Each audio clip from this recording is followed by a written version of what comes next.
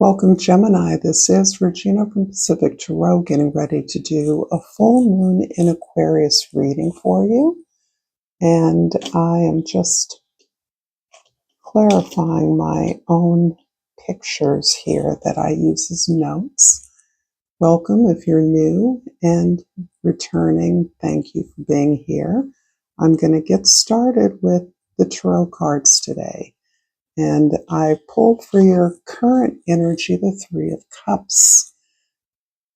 The full moon is occurring on the 29th today, actually, as you're receiving this reading.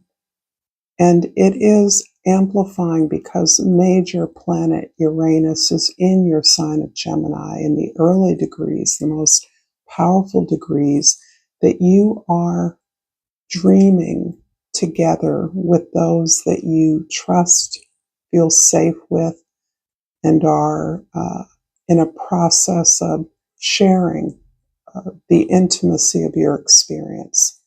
That includes joyful opportunities.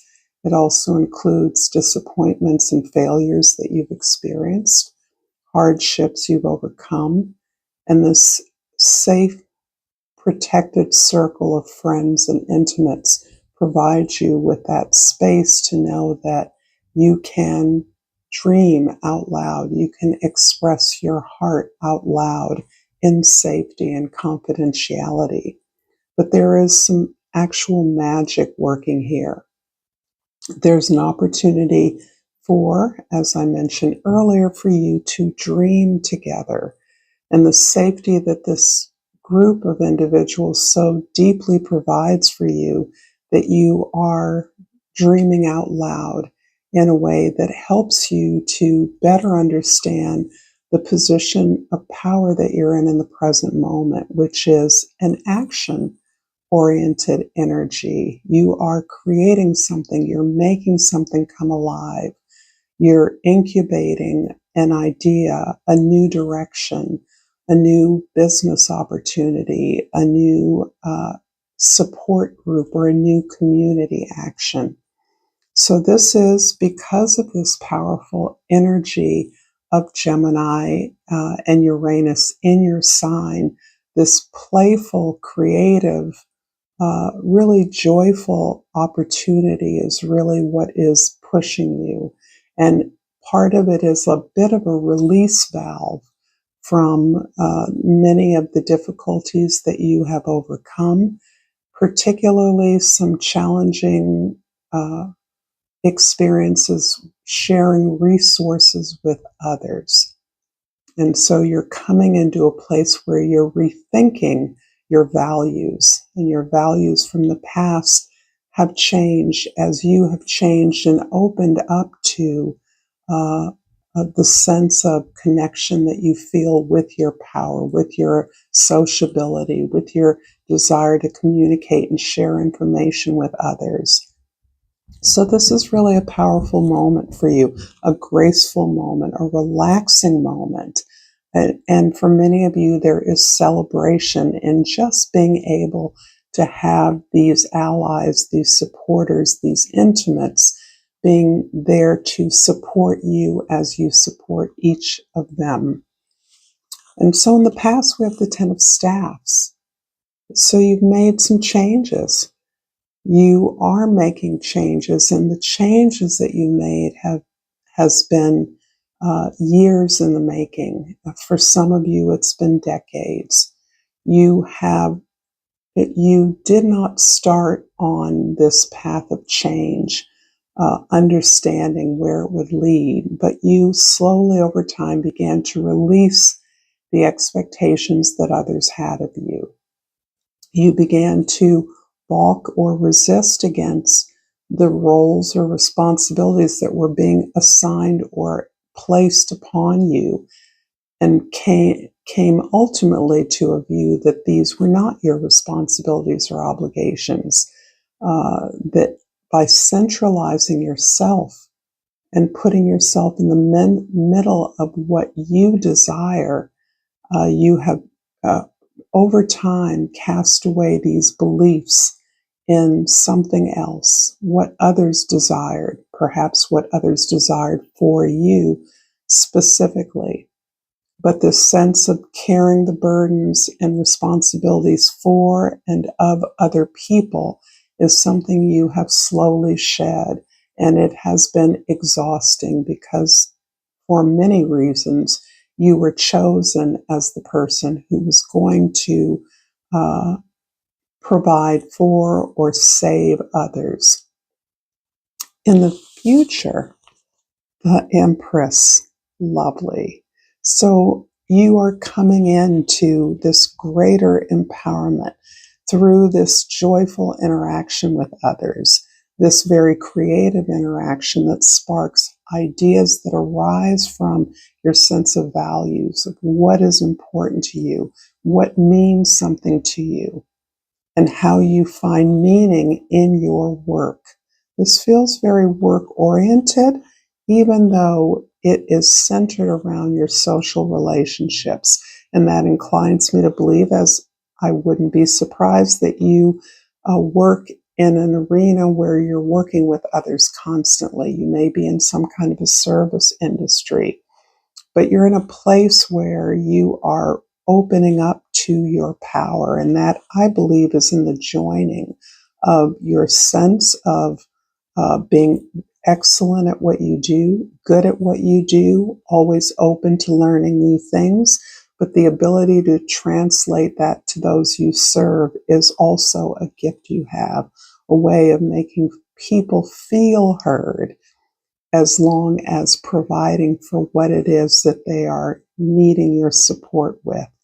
So I believe you've reached a level of comfort with your relationships that is less superficial than perhaps it had been in the past. This is you really honoring the relationship you have with others, be they colleagues, allies, co-workers, or clients, customers, students. So I'm going to look at the wild unknown archetype. Oh, and I pulled the card Eros, and popularly Eros is sometimes depicted as Cupid in its more superficial phase, but Eros actually was a powerful deity that came out of the chaos at the dawn of time and really helped to provide a primal awareness of the power of love, of desire, of fertility. And this is in and of itself an invitation that you're experiencing as you open up to uh, the positivity that occurs when you can create things with others. For some of you, this is about just the acknowledging the power that you have to create with others. But it's also important that you honor this idea of not so much your brain, your very active mentality over your emotion, but rather that your emotion becomes the fuel for your ideas, for your values, for the way that you implement your ideas in the world. I am going to read a little bit from the book, the guidebook, and it talks about Eros representing the root of desire itself. What do we long for? Why are we awakened by love? What makes us hesitate in the face of intimacy? Eros reconnects us with the primal longing to merge with another. Nature, music, art, plants, food, or anything that we perceive we're separate from. It's a momentary unification. Our heart embraces otherness, and in so doing, we further understand our own. Our life force awakens, revealing an inevitable initiation into love's labyrinth. Explore the labyrinth with a curious and honest heart. You are always being led towards its center. So there is something deeply brewing for many of you in this social interaction. I feel like there is a kind of breakthrough for many of you into the arena of your emotions, your feelings, allowing your feelings to determine your associations, those that you identify as matches in terms of potential collaboration and an openness to where that collaboration can lead. In other words, you're not controlling the destination, uh, but rather you are allowing yourself to release and choose the value of your feelings, your intuition, that's leading you in the direction of building something of value that will be more available to more people. You may even have an opportunity to teach or train about something relevant to your professional activities. And from the crystal spirits, I have the sunstone. This is beautiful. This is about the freedom of choice. Again, this idea that is very much associated with your sign, Gemini, is this idea of twinness, that your freedom is the freedom to choose always. This implies you coming from a past where you may have been instructed or trained regarding what the goals of your activities were supposed to be, what the end game should be. But you've actually recognized that it isn't just the ability to choose a livelihood or opportunities, but the responsibility of your power is embedded in that choice.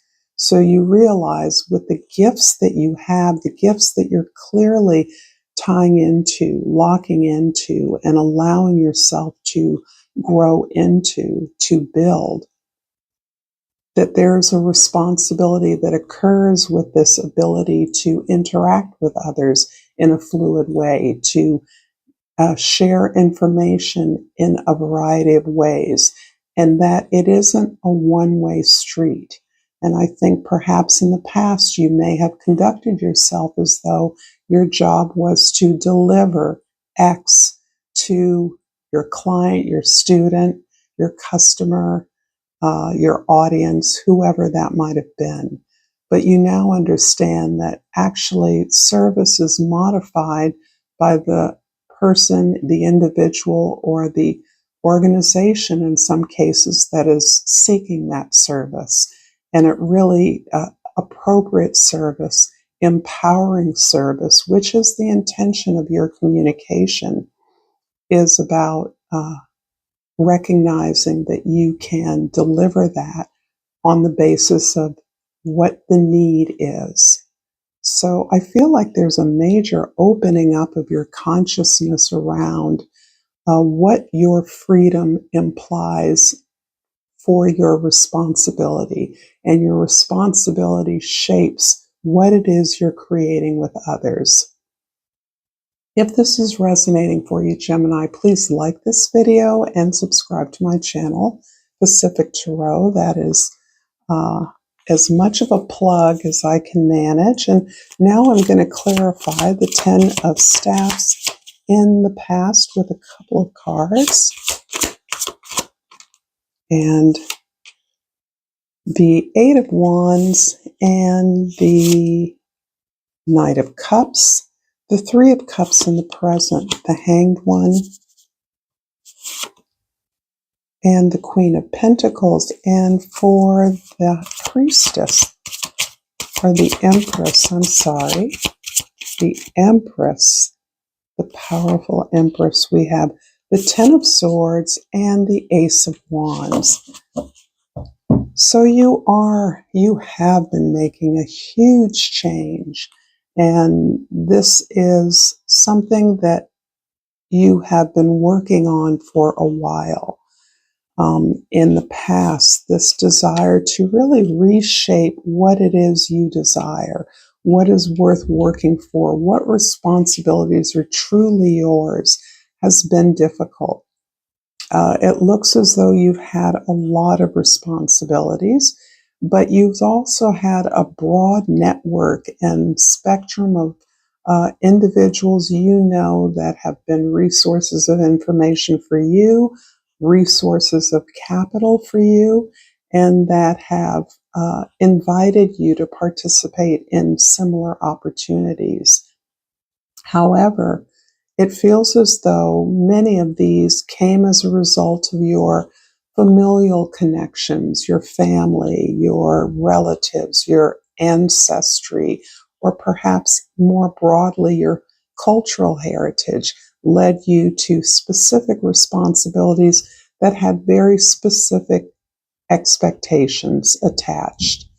And that actually was a whirlwind for you. You gained a lot of traction, but there's a feeling that nothing really landed in terms of building up that foundational resource that you were working so hard to provide for others. It almost feels like as much as was poured into you in terms of opportunities and connections was expended equally, almost in greater measure, really, to taking care of others in some way or another. And that definitely left you feeling that you were getting attention for the wrong reasons, that you were appreciated for the wrong reasons. And this feels like it's specific to your family connections or opportunities that came to you through family members. In the present, the Three of Cups clarified by the Hanged Man and the Queen of Pentacles. You're such an incredible, productive, powerful, and graceful energy. There's a natural love and joy in those that you encounter that share those feelings with you. You're at ease communicating with pretty much anyone that has the information you need, but I do see you really reprocessing what you once believed was clear to you, what you once believed was your responsibility. You've really pulled back from a former position of relative security, I think, even if it wasn't netting you exactly what you wanted it, even though it wasn't landing or sticking with you. You're recognizing that that was almost like a rat race. You were almost being utilized by others to just churn through projects, none of which you ultimately truly benefited from. And there are a myriad reasons of why that might have been the case, but you're actually to a place now where you believe you understand that the opportunities you are drawing to you now require you to gain a bigger perspective, a larger view of possibilities, because you are aware you may be at risk of losing the opportunities that are available now.